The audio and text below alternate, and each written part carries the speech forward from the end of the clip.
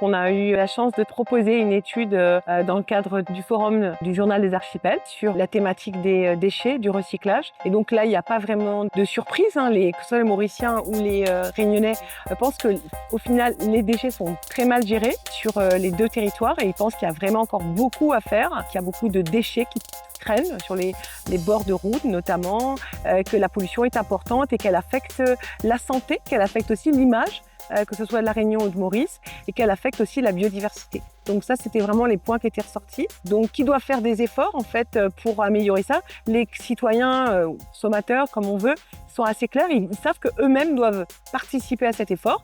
Parfois, ils ne savent pas trop comment le faire et ils pensent qu'ils ont besoin d'être aidés. Mais ils pensent aussi que les autorités locales doivent le faire et les entreprises qui produisent et qui distribuent sont aussi en tête de liste pour devoir faire des efforts.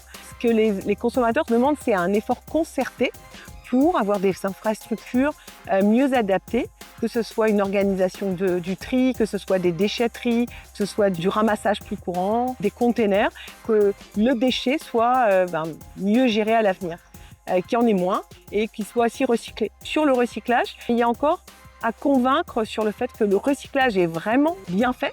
Ça, c'est important, qu'il y a un travail de communication et de preuve qui soit apporté aux citoyens pour que les citoyens comprennent vraiment ce qui se passe et des preuves que ça marche et que ça fonctionne. Et aussi sur le recyclage, c'est important aussi de mieux expliquer finalement comment ça se passe et que ça peut devenir des produits de qualité. Là aussi, il y a encore besoin de convaincre. Sur le tri des déchets, il y a vraiment une habitude qui doit s'ancrer. Et là, c'est là où les autorités et les entreprises doivent aider. Déjà, en diminuant le plastique, parce que la première des choses, c'est que les consommateurs pensent qu'il y a trop de plastique d'emballage, donc il faut diminuer. Il faut améliorer les consignes. Les consommateurs veulent plus de consignes. Les gros déchets, qu'on appelle nous les encombrants, là, il y a un gros travail à faire, parce qu'en fait, on ne sait pas quoi en faire. Les districts ramassent, mais on ne sait pas quand. Ce n'est pas toujours une information très claire. Il y a effectivement, sur ce point, beaucoup d'infrastructures à mettre en place. On en parle depuis longtemps, des fameuses déchetteries. Il n'y en a pas.